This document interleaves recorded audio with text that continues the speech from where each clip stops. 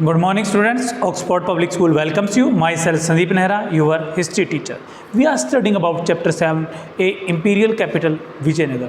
Today's our topic is plotting places, temple and market. यानी जो market है, यानी जो विजयनगर था उसमें मार्केट कैसी थी उसका अंकन करना है हमें। वहाँ के प्लेसेस, महल कैसे थे या टेम्पल्स जो मंदिर हैं उनके लिए कौन से आर्किटेक्चर का यूज़ किया जाता था, किसने बनवाए थे, तो उनके बारे में कुछ दिया गया है। तो अगर हम बात करें इनके बारे में कि इनके बारे में पता कैसे चलता है, तो इसकी शुरुआत आप पहले भी पढ़ चुके हो। 18th सेंचुरी के अंदर किसने की थी? मैकेंजी ने की थी। मैकेंजी एक अंग्रेज ऑफिसर थे जिसके बारे में स्टार्टिंग में आपको बताया गया था। उनके बाद 20th सेंचुरी में जब इंडिया को फ्रीडम मिल जाती है तो 20th सेंचुरी के अंदर ये जो चीज़ें हैं, यानी विजयनगर की जितनी भी हैं, चाहे कोई टेम्पल हो, विठल महाराज का टेम्पल हो या विरूपक्षा टेम्पल हो या दूसरी जो चीज़ें महल वगैरह, उनको इंडियन आर्कोलॉजिकल सर्वे जो इंडिया का मतलब पुरातत्व विभाग है, डिपार्टमेंट है, उसका सर्वे का है, उसको दे दिया गया। और दूसरा जो दिया गया था वो Karnataka archaeological and museum department को सौंप दिया गया। यानी जो रिसर्च करेंगे इनके बारे में, सर्वे करेंगे, वो यही करेंगे और ये सर्वे कर करके अपना कंक्लूजन देंगे। यानी इन्होंने ही बताया है कि यहाँ पर क्या हुआ है। 1976 में क्या है, हम्पी का जो एरिया है बताया गया था, विजयनगर को हम्पी कहा जाता है वर्तमान में। इसको क्या है, नेशनल वैल्यू का प्लेस घोषित कर दिया गया कि ये राष्ट्रीय महत्व का एक स्थान है। तो कहने का मतलब है कि इसके ऊपर जो पर्सनल किसी का राइट वगैरह नहीं बनता है और ये नेशनल प्रॉपर्टी के अंदर आता है। अब जैसे ही ये कर दिया गया तो इसके बारे में जो सर्वे है वो स्टार्ट हुए और ये हम ये नहीं कह सकते कि किसी पुराने मतलब जो मैकेंजी ने स्टार्ट किया था हम वहाँ तक सेटिस्फाई हो जाते हैं।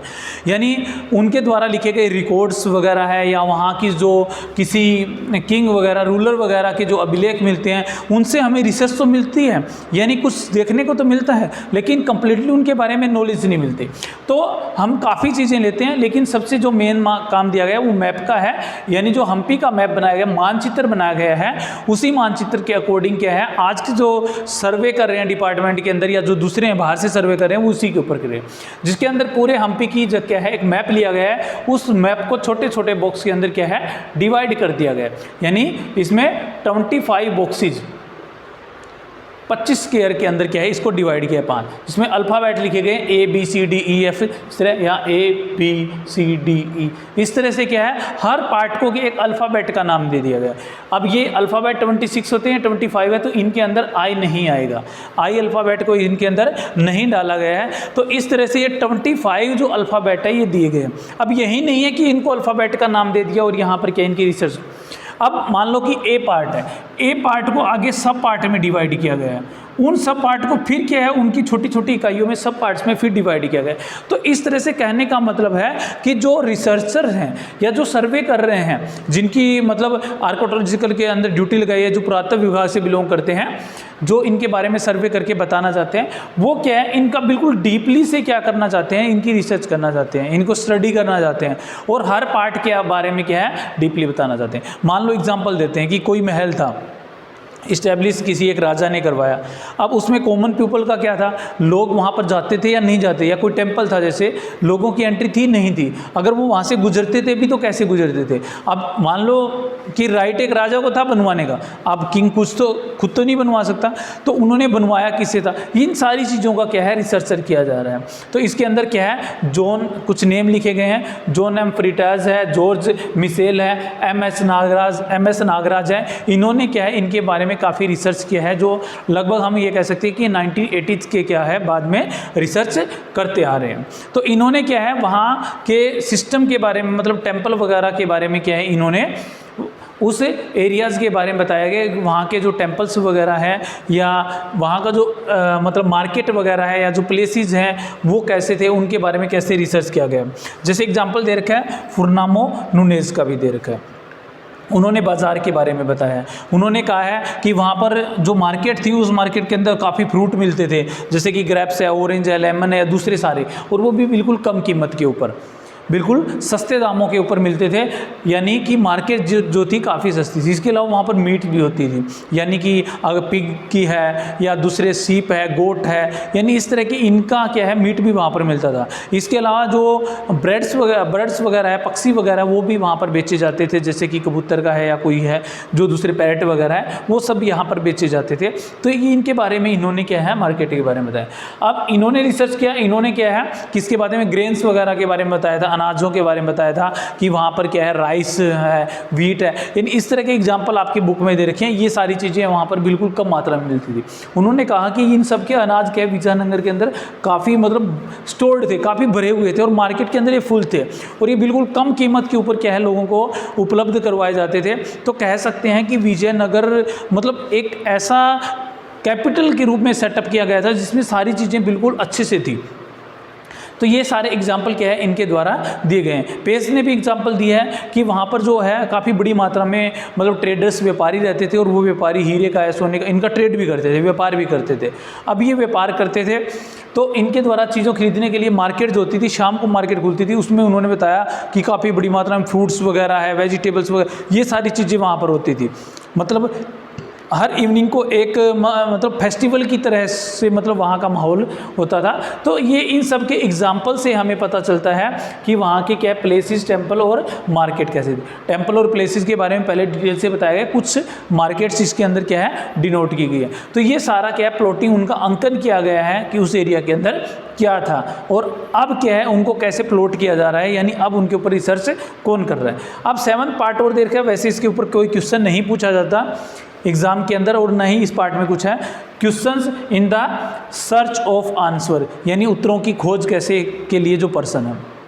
अब इसमें कुछ क्वेश्चन ही किए गए हैं, बताया गया है मतलब कि ये चैप्टर हमने जो पढ़ा है उसके अंदर क्या है इन्होंने मतलब काफ़ी मैप के द्वारा या रिकॉर्ड्स वगैरह के द्वारा रिसर्च तो कर ली, लेकिन वो रिसर्च कंप्लीट नहीं है, वो हमें सारी चीज़ों के बारे में नहीं बताती है।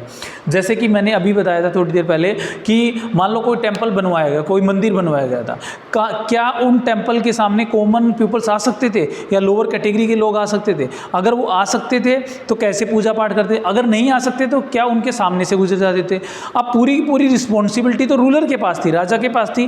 क्यों? क्योंकि क्या है वहाँ सब कुछ करता रहता क्या होता था, रूलर्स होता था, आपको भी पता है पहले। लेकिन रूलर्स जो है वो मतलब कौन सी शैली, जैसे कि वहाँ पर किसी तरह का स्टाइल या शैली अपनाई गई, जैसे पहले आया था हिंदू मुस्लिम स्टाइल का यूज किया गया, तो इस तरह का स्टाइल है वो कैसे मतलब सेलेक्ट करता था, उनको बनाने वाले जो लेबर्स वगैरह होती थी वो कैसे काम करते थे, कॉमन पीपल से किया जाता था या बाहर से आर्किटेक्चर बुलाए जाते थे।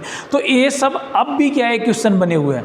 अब भी क्या है इन यहाँ पर जो काफ़ी इतने बड़े बड़े टेम्पल, पहले भी बताया गया इतने बड़े बड़े टेम्पल हैं, इनके आर्किटेक्चर के बारे में कोई भी रिसर्चर या कोई भी सर्वे करने वाला अभी तक पता नहीं लगा पाया है कि वो किन के द्वारा बनवाए गए थे। जैसे ताजमहल के बारे में हम सुनते हैं, इन सब के बारे में सुनते हैं कि उनके द्वारा इस्टेब्लिश किया गया था या वो आर्किटेक्चर थे उनका या मेन रोल था। लेकिन यहाँ पर जो इतने बड़े बड़े टेम्पल हैं जो 9th और 10th सेंचुरी स्टार्ट हैं, उनके बारे में कहीं पर भी कुछ भी नहीं पता है। अब जब सर्वेवर को कुछ नहीं मिलता है तो वो सिंपल बोल देते हैं कि वहाँ के कॉमन पीपल ने थोड़े चैनी से बनाया। लेकिन अगर हम वहाँ के स्टाइल को, शैली को देखते हैं कि मतलब उस टाइम में आज से अगर हम 1000 ईयर पहले चले जाएं, 1000 साल पहले चले जाएं और 1000 साल पहले इस तरह की चीज़ें इस्टेब्लिश की जा रही थी, बनाई जा रही थी, तो उनके पीछे कोई टेक्नोलॉजी तो थी, उनके पास किसी ना किसी तरह की टेक्नोलॉजी का तो यूज़ किया है उन्होंने। तो अगर उन्होंने ऐसी टेक्नोलॉजी का यूज़ किया है जो अब भी हमारे पास नहीं है, तो वो वाकई में क्या है अच्छी टेक्नोलॉजी। तो इस तरह से क्या है, इस तरह के क्वेश्चंस मतलब उठते हैं और जिनके आंसर क्या है हम अब तक की जो हमारी रिसर्च वगैरह, सर्वे वगैरह उनसे नहीं दे पाते। तो इसलिए क्या है आगे जैसे जैसे इनके बारे में शोध किए जा रहे हैं, रिसर्च की जा रही है, तो उनके बाद क्या है इनसे के आंसर्स निकल करके सामने, क्योंकि इसीलिए जो रिसर्च करने वाले हैं इन्होंने इनको सब पार्ट्स में डिवाइड किया गया ताकि एक एक पार्ट की कंप्लीटली रिसर्च की जा सके। वहाँ पर जो उनके अवशेष मिले हुए हैं ना, जो पार्ट मिले हुए हैं, अब जैसे एग्जाम्पल दिया गया है कि वहाँ मान लो कोई टेम्पल है तो वो टेम्पल कि जो लकड़ी की चीज़ें होती थी वो सारी, या कोई प्लेस है तो वो ख़त्म हो चुकी है, जो सिर्फ पत्थर की है वही रुकी हुई हैं, क्योंकि आपको पता है कि लकड़ी इतने सालों बाद क्या है ख़त्म हो जाती है। तो लकड़ी की चीज़ें वो लगभग क्या है ख़त्म हो चुकी हैं। तो वो सिर्फ कल्पना करते हैं, इमेजिन करते हैं कि इनको जो पहले उस टाइम में जो भी आए थे या जिन्होंने इनके बारे में कुछ लिखा हुआ है रिकॉर्ड्स वगैरह, कि हो सकता है कि प्लास्टर से बनी या लकड़ी से बनी हुई चीज़ें इस तरह की दिखाई देती थी। तो इस तरह से हम कह सकते हैं कि इनके हर सब पार्ट के बारे में सर्वे करते हैं, तभी हम इन क्वेश्चन का आंसर दे पाएंगे। इसी के साथ हमारा ये चैप्टर, जो चैप्टर नंबर 7 है विजयनगर, ये कंप्लीट होता है। Okay, thank you, have a nice day.